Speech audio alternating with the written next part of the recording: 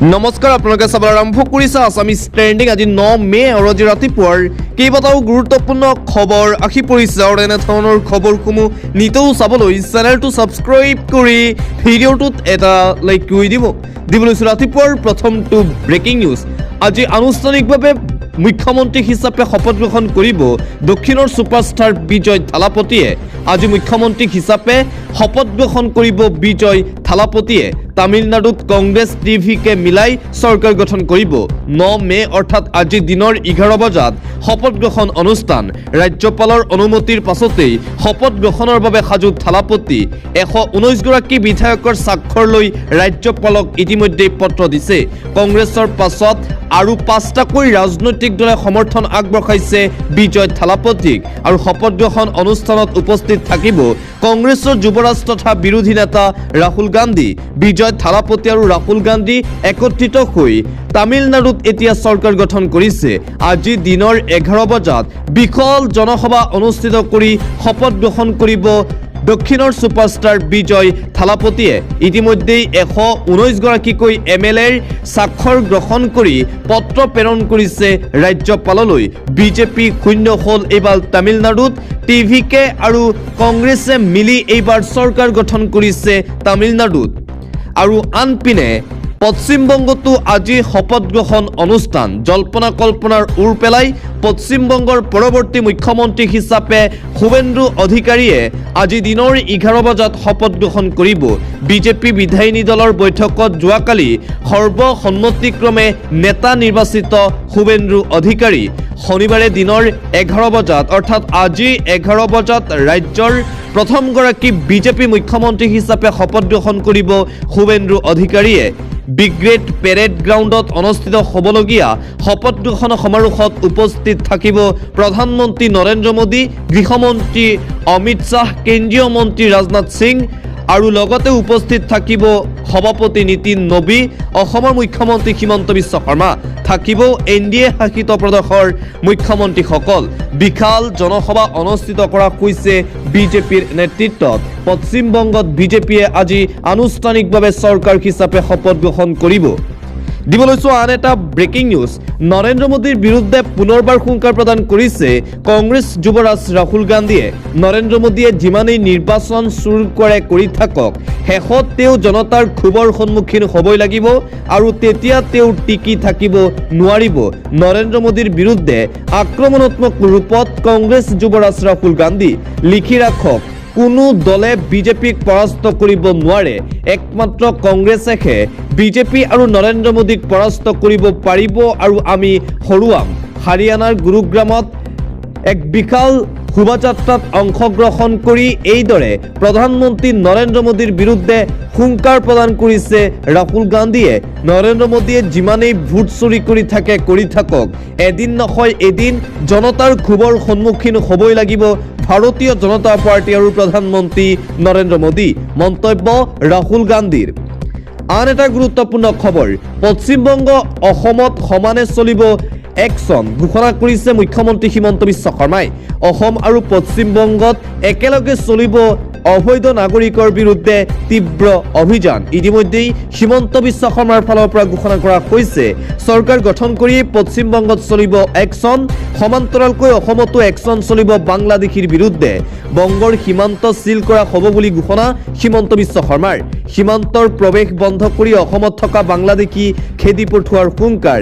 12 তাৰিখে চৰকাৰ গঠন কৰি একচন আৰম্ভ কৰিব হিমন্ত বিশ্ব শৰ্মাই বেদখলকাৰীৰ বিৰুদ্ধে চলিব এই বৃহৎ উচ্ছেদ অভিযান চৰকাৰ গঠন কৰি শান্তি ঘূৰাই অনাৰ সংকল্প হিমন্ত বিশ্ব শৰ্মাৰ চৰকাৰ গঠন কৰি পশ্চিমবংগত চলিব বৃহৎ একচন পশ্চিমবংগত অবৈধ নাগৰিকৰ বিৰুদ্ধে একচন চলাৰ সমান্তৰালকৈ অসমতো অবৈধ নাগৰিকৰ বিৰুদ্ধে একচন চলাব বিজেপি চৰকাৰে মুঠতে পশ্চিমবংগত বিজেপি চৰকাৰে চৰকাৰ গঠন কৰাৰ বাবে এতিয়া বাংলাদেশীৰ বিৰুদ্ধে একচন চলোৱাত সহজ হৈ পৰিছে বুলি মন্তব্য অসমৰ মুখ্যমন্ত্ৰী ডক্টৰ হিমন্ত বিশ্ব শৰ্মাৰ অন্য এটা খবৰ কংগ্ৰেছ অবিহনে অখিল গগৈ শূন্য যিকোনো মুহূৰ্তত কংগ্ৰেছ ৰাইজৰ দলৰ মিত্ৰতা ভাঙি যোৱাৰ সম্ভাৱনা আছে।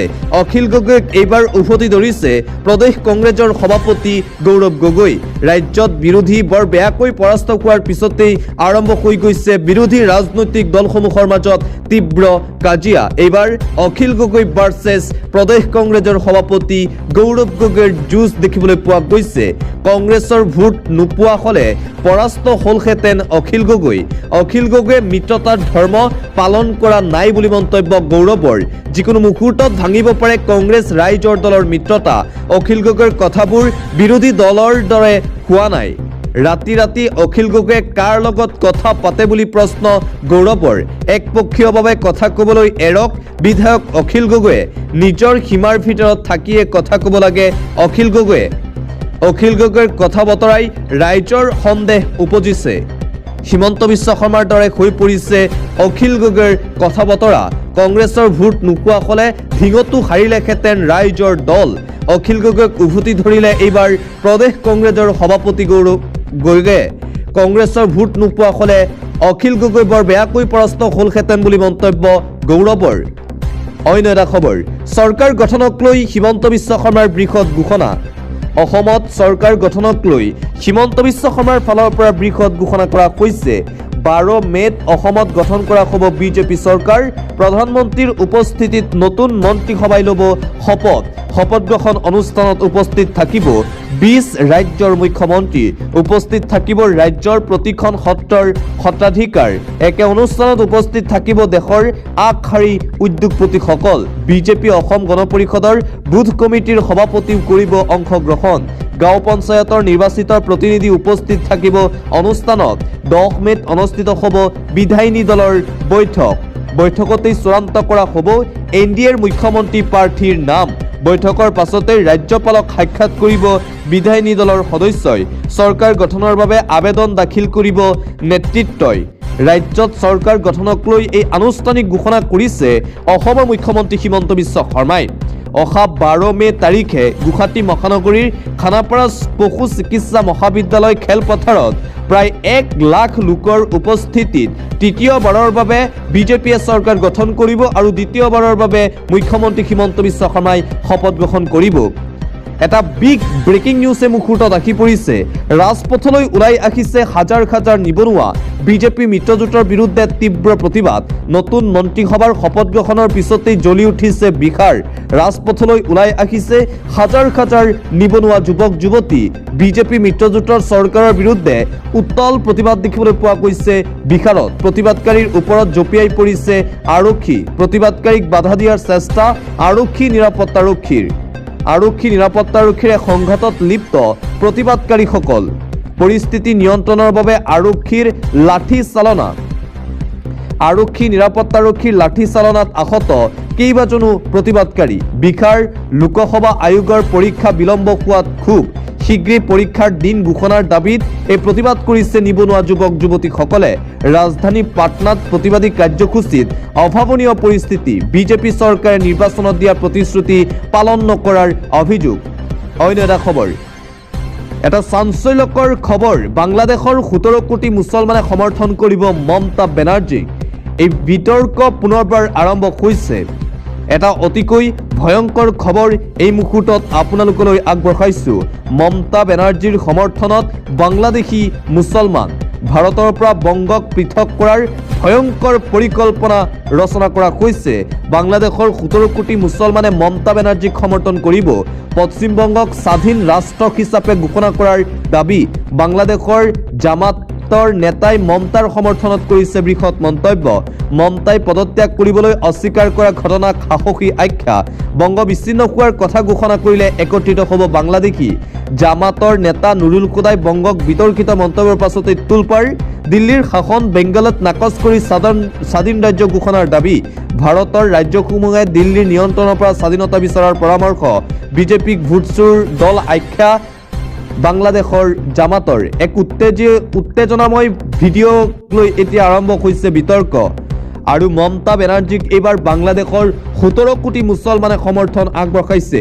এই ভিডিঅ'ৰ পিছতেই পশ্চিমবংগত আৰম্ভ হৈছে আন এক নতুন বিতৰ্কৰ। পৰৱৰ্তী খবৰ, সুৰাপায়ী স্বাৰ্থ ৰক্ষাত অগ্ৰাধিকাৰ দিয়া বিজেপি চৰকাৰখনে অসমৰ অৰ্থনীতিকো সুৰাৰ ওপৰত নিৰ্ভৰশীল কৰি পেলাইছে। সুৰাই যাতে অৰ্থনীতিক আৰু অধিক টনকিয়াল কৰিব পাৰে সেই লক্ষ্য আগত লৈ বিজেপি চৰকাৰ পাৰ হৈ যোৱা শাসনকালৰ অন্তিম সময়তো জিলাই জিলাই যধে মধে প্ৰদান কৰা হ'ল সুৰাৰ বিপণী। অকল গোলাঘাট জিলাতে এবাৰত 64খন সুৰাৰ বিপণীৰ অনুজ্ঞাপত্ৰ প্ৰদান কৰা হ'ল। বিজেপি চৰকাৰৰ বিৰুদ্ধে এইদৰে সৰব হৈ পৰিছে বিৰোধী ৰাজনৈতিক দলসমূহ। কেৱল মাত্ৰ সুৰাৰ দোকানহে বৃদ্ধি কৰি আছে বিজেপিয়ে।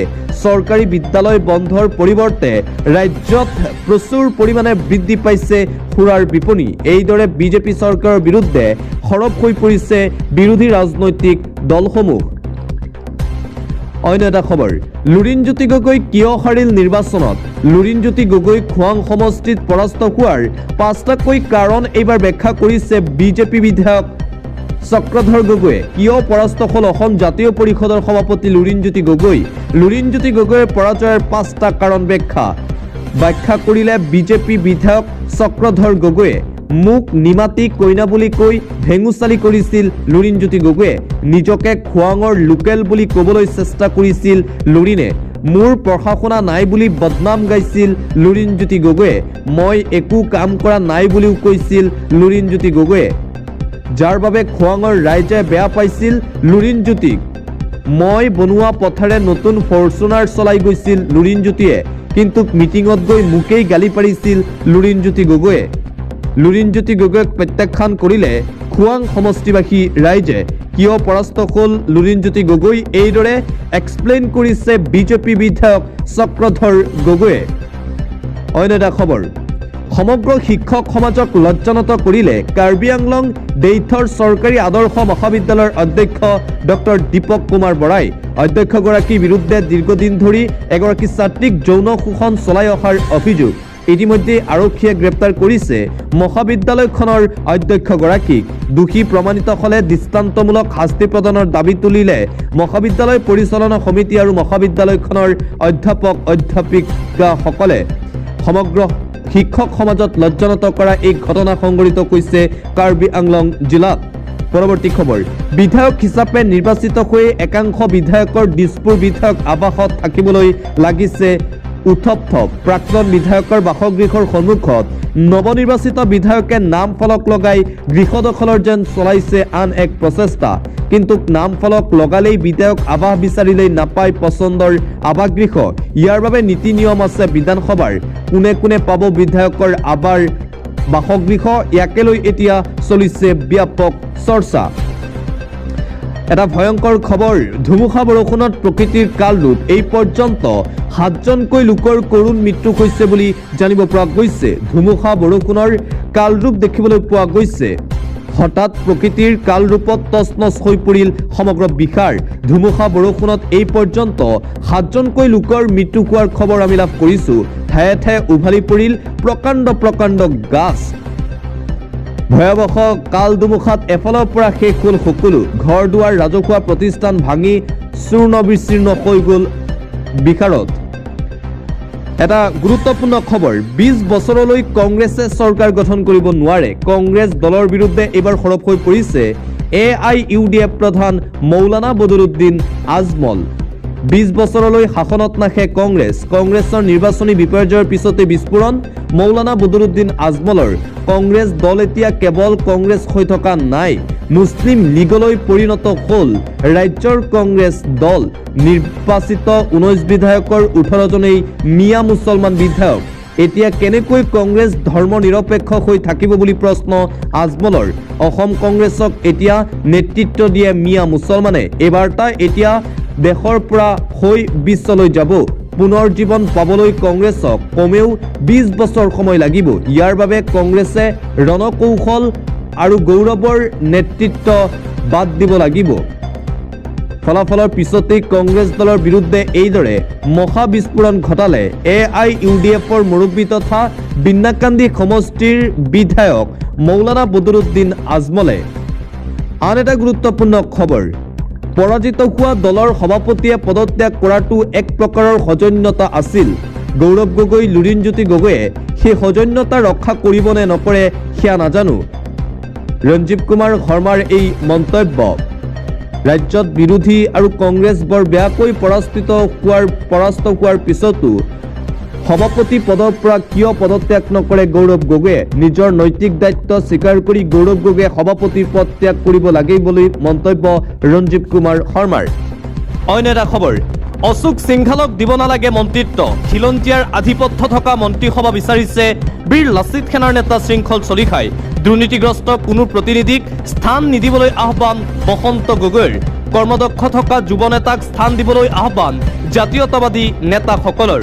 মন্ত্ৰী অশোক সিংঘালক এইবাৰৰ মন্ত্ৰীসভাত স্থান দিব নালাগে।